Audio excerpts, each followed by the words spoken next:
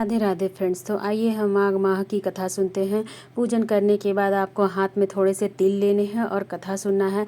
तो कथा कुछ इस प्रकार है कि एक प्राचीन काल में नर्मदा तट पर शुभव्रत नामक ब्राह्मण निवास करते थे।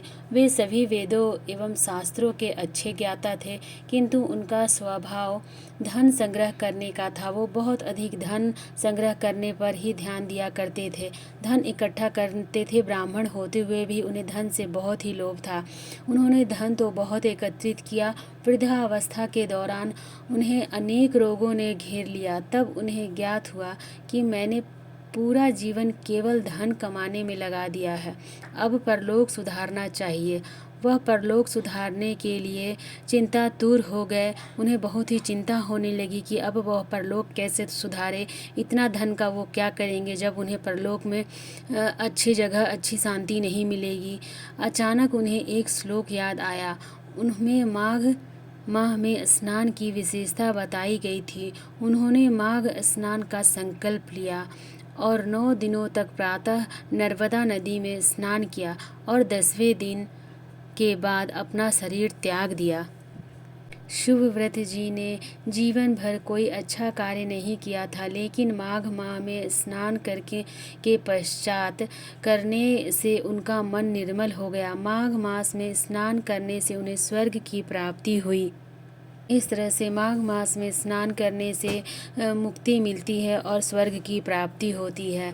माघ मास का प्रारंभ हो चुका है। इस वक्त प्रयाग नगरी में भक्तों की भीड़ देखी जा रही है। कहते हैं कि इस माह में गंगा स्नान जरूर करना चाहिए, क्योंकि ऐसा करने से इंसान के सारे पापों का अंत हो जाता है और उसके सारे कष्टों का अंत भी हो जाता है। इस माह में केवल गंगा स्नान ही बल्कि दान पुण्य का भी काफ़ी महत्व है। इसके पीछे भी एक बड़ी ही रोचक कथा है।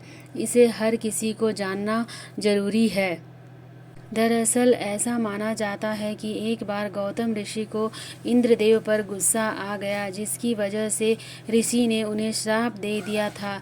लेकिन इसके बाद इंद्रदेव को अपनी गलती का एहसास हुआ और उन्होंने तुरंत गौतम ऋषि से माफ़ी मांगी, जिस पर गौतम ऋषि ने कहा कि अब मैंने तो श्राप दे दिया है, इसे वापस नहीं लिया जा सकता, लेकिन अगर तुम माघ मास में प्रयाग में गंगा स्नान करोगे तो माँ गंगे तुम्हें पापों से मुक्त कर दूर कर देंगी और तुम्हें स्नान करने के बाद गरीबों को तिल दान देना होगा, जिससे तुम्हें सभी प्रकार के दुखों से कष्टों से छुटकारा मिल जाएगा। जिसके बाद इंद्रदेव ने ठीक वैसा ही किया।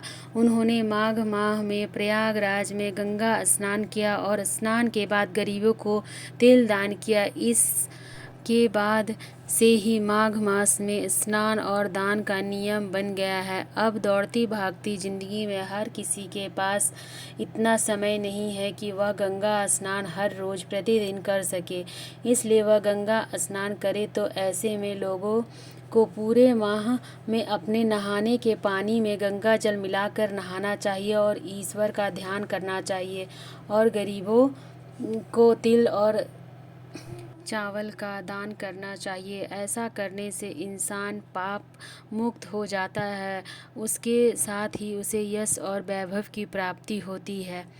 अगर इसी तरह से माघ माह की कथा और माघ माह में स्नान का नियम शुरू हुआ, तो यहाँ हम कथा समाप्त करते हैं और उम्मीद करते हैं कि आप लोगों को कथा अच्छी लगी होगी। अच्छी लगी तो कथा लाइक कीजिएगा और सब्सक्राइब कीजिएगा। मेरे चैनल पर बने रहिए। हम महिलाएं घर में तीज त्यौहार व्रत आदि कैसे करते हैं, यही बताने के लिए मैं अपने चैनल पर आप लोगों को वीडियो डालती हूँ। आप लोगों को वीडियो कैसा लगता है आप मुझे कमेंट करके ज़रूर बताइएगा। तो अब मैं अपने वीडियो को विराम देती हूँ, अपनी वाणी को भी विराम देती हूँ। यह कथा सुनने वालों को और सुनते समय हुकारी भरने वालों को सभी पर भगवान विष्णु की कृपा बनी रहे। माघ माह भगवान विष्णु का दिन होता है, तो इसलिए इस दिन उनकी विशेष पूजा होती है। हमने जो हाथ में तिल लिया था वो थोड़ा सा तिल हम दिए में डाल देंगे।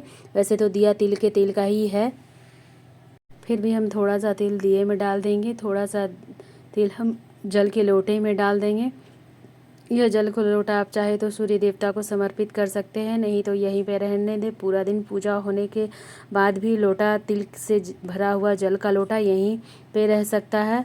उसके बाद आप भोग प्रसाद उठा लें और सभी भक्तों में बांट लें, अपने घर में ग्रहण कर लें। और तुलसी माता को सुबह और शाम दोनों समय दीपक जलाएं। माघ महीने में दीपक ज़रूर जलाएं और शाम को भी आप अच्छे से स्वच्छ कपड़े पहनकर ही दीपक जलाएं। तिल के तेल का ही दीपक जलाया जाता है। इस तरह से माघ माह की पूजा और तुलसी पूजन का नियम पूरा होता है। जब 1 महीना पूरा हो जाएगा उसके बाद उद्यापन किया जाता है। उसका वीडियो मैं अलग से डाल दूँगी। राधे राधे फ्रेंड्स। कोई बात शुरू